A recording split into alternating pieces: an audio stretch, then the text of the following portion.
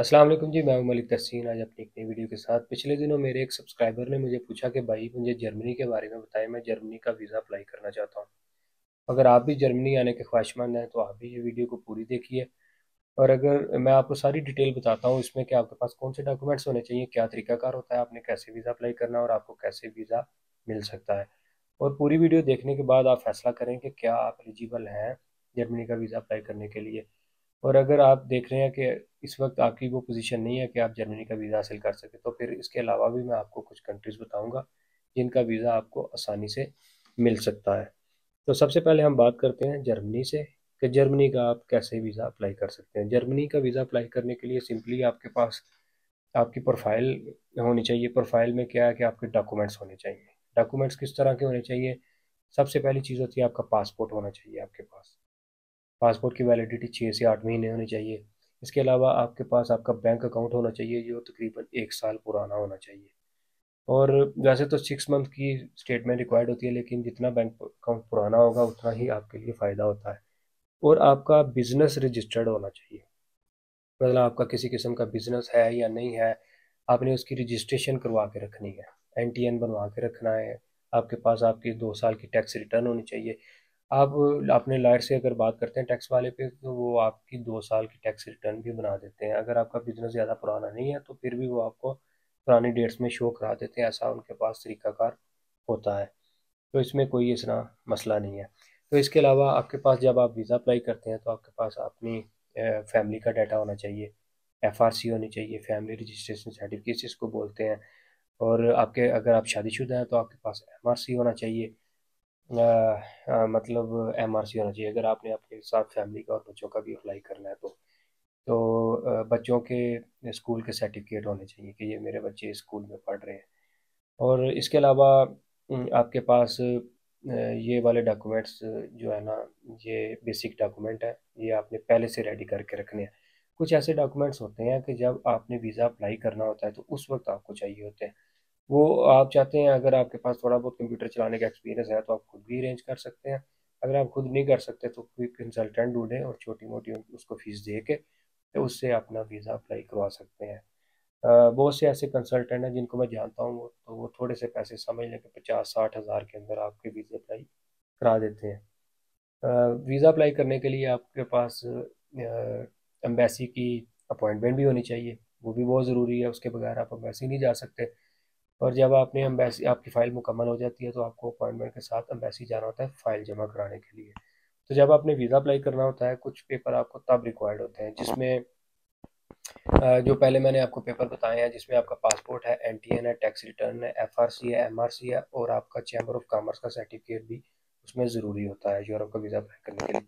जब आप आपने वीज़ा अप्लाई करना होता है, आपको अपॉइंटमेंट मिल जाती है, तो आपने अपनी टिकट रिजर्वेशन करनी है। वो आपने अपनी असली वाली नहीं करनी, रिज़र्व में करनी है। हो सकता है आपको वीज़ा ना मिले। ये जब आप अपना एप्लीकेशन फॉर्म फिलअप करेंगे जर्मनी का, तो उसकी डिटेल में अगर आप देखेंगे तो उन्होंने लिखा होता है कि आपने रिक्वायर अपने एप्लीकेशन फॉर्म के साथ जो पेपर हमें देने हैं उसमें जो उसकी चेक लिस्ट होती है उसमें टिकट रिजर्वेशन है। हो सकता है वो आपको वीज़ा ना दे तो बाद में आपकी टिकट ज़ाया ना हो, इसलिए आपके पास रिजर्वेशन होनी चाहिए। आपका होटल बुकिंग होनी चाहिए जिसमें आपने अपना प्रूफ देना होता है कि मैं आपके कंट्री में जा रहा हूँ और मैं इस जगह पे जाकर रहूँगा। आपने अपना ट्रैवल प्लान बनाना होता है जिसमें आपने बताना होता है कि डेली की मेरी रूटीन ये होगी। आपने जब भी वीज़ा अप्लाई करना है तो आपने 7 दिन से ज़्यादा की वीज़ा अप्लाई नहीं करना। 6-7 दिन इनफ है। ज़्यादा से ज़्यादा 10 दिन का वीज़ा अप्लाई करें। और जर्मनी का वीज़ा अप्लाई करने के लिए इसके अलावा आपके पास आपका कवर लेटर होना चाहिए। कवरिंग लेटर बहुत ज़रूरी है। कवरिंग लेटर में आपने आपने बताना होता है कि आपकी इंटेंशन ये है आप अपने कंट्री में, और जब विज़िट पे जाएंगे तो ये होगा। उसमें सारी चीज़ें आपने डिटेल से लिखनी होती हैं। आपके जो मामलात हैं, जो बिज़नेस है उसकी डिटेल लिखनी होती है। आपने अपनी फैमिली का लिखना होता है, आपने अपनी इनकम का लिखना होता है। वो कोई भी जो एक्सपीरियंस रखता है कंसल्टेंट वो सारी चीज़ें ये जानता होता है। वो कवर लेटर आपको बड़ी अच्छी तरह से मेंटेन कर देंगे। तो ये सारी चीज़ें आपने जब इकट्ठी कर लेनी है तो फिर आपको एम्बेसी की अपॉइंटमेंट चाहिए होती है। वैसे तो ये ऑनलाइन भी बुक कर सकते हैं, लेकिन आपको पता है कि हर बंदा पाकिस्तान से इस वक्त बुक करना चाहता है, तो आपको ये अपॉइंटमेंट मिलनी बड़ी मुश्किल होती है। तो आपको फिर आखिर में किसी बंदे से जो ये काम करते हैं अपॉइंटमेंट्स का, उनसे ख़रीदनी पड़ती है। तो मेरी जो इत्तला है उसके मुताबिक 35 से 40 हज़ार की अपॉइंटमेंट इस वक्त जर्मनी की मिलती है। और अगर आज आप किसी को कहेंगे कि मुझे बुक कर दो, तो हो सकता है कि वो 2 ढाई महीने के अंदर आपको अपॉइंटमेंट ढूंढ के दे दें। वैसे तो अगर आप ऑफिशियली देखें तो इसकी अपॉइंटमेंट की फ़ीस वगैरह नहीं होती। जब आपको अपॉइंटमेंट मिल जाती है, आपकी सारी फाइल रेडी होती है। हाँ, इसमें एक बड़ी अहम चीज़ है, आपके जो बैंक स्टेटमेंट होती है उसमें बैंक बैलेंस भी तकरीबन, अगर अगर आप सिंगल कर रहे हैं तो 20 लाख तक लाजमी होना चाहिए, क्योंकि आपको पता है कि पाकिस्तानी रुपीज़ की इस वक्त वैल्यू थोड़ी कम है, यूरो का रेट बहुत ज़्यादा है, इसलिए आपके पास 20 लाख होना चाहिए। वो तकरीबन 6 हज़ार, 6,500 यूरो बनते हैं।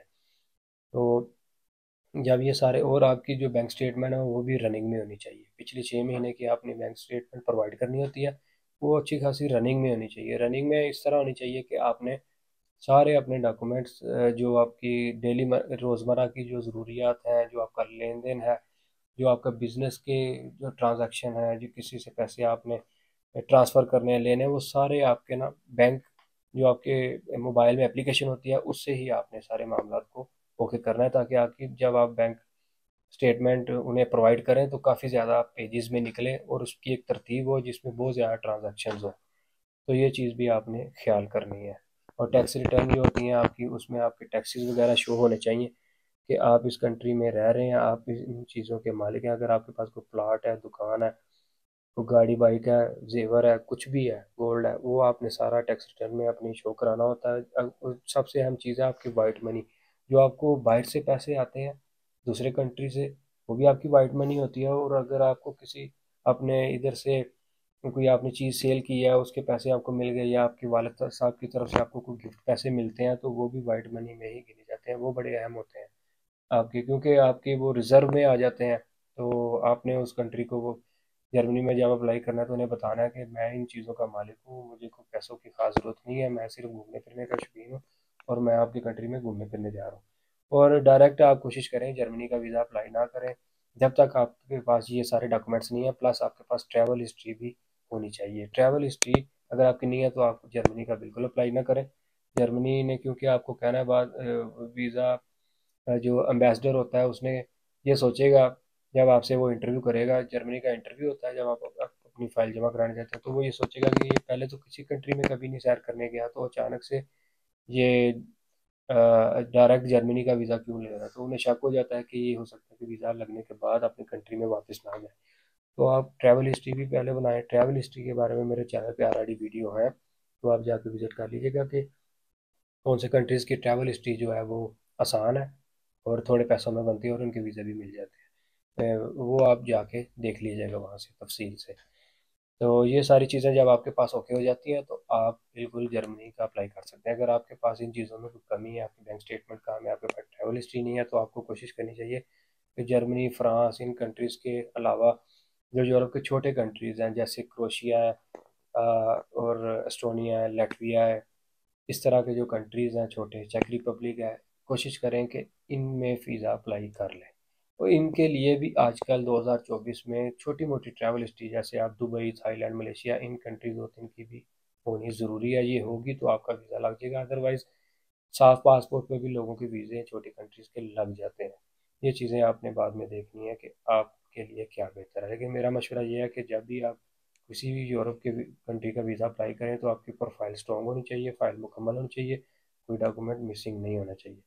ये सारी चीज़ें अगर आप रेडी कर लेते हैं तो आप बिल्कुल एलिजिबल हैं। आपको एम्बेसी जाना चाहिए, अपनी लागत मानी चाहिए, अपनी फ़ाइल जमा करानी चाहिए वहाँ पे जाके। जब आप वहाँ पे फ़ाइल अपनी जमा कराने जाते हैं अपॉइंटमेंट डे पे, तो वहाँ आप इस्लामाबाद में आपका एम्बेसी है इनकी जर्मनी की, वो आपका इंटरव्यू करते हैं। और उससे पहले आपने एम्बेसी फ़ीस वहाँ पे पे करनी होती है। अडल्ट की 90 यूरो तक फ़ीस होती है, वो आपने वीज़ा जिस दिन अप्लाई करना है उसी दिन पे करनी होती है।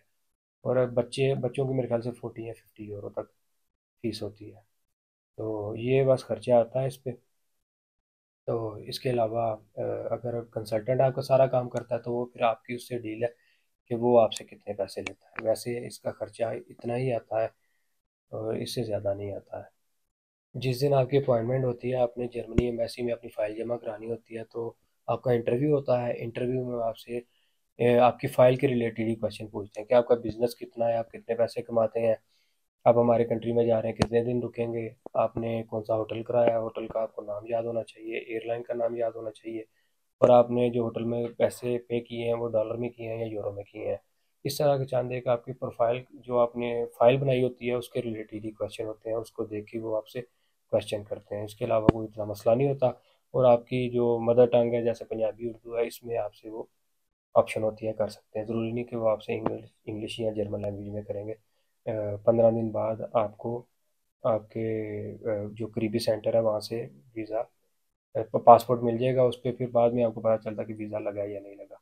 तो ये आपको वीज़ा जो पासपोर्ट है ये इस्लामाबाद VFS से, और लाहौर VFS और कराची VFS, वो आपने जहाँ का भी उन्हें एड्रेस देना है वहाँ से आपको वो वीज़ा आपका पासपोर्ट वहाँ से आप कलेक्ट कर सकते हैं।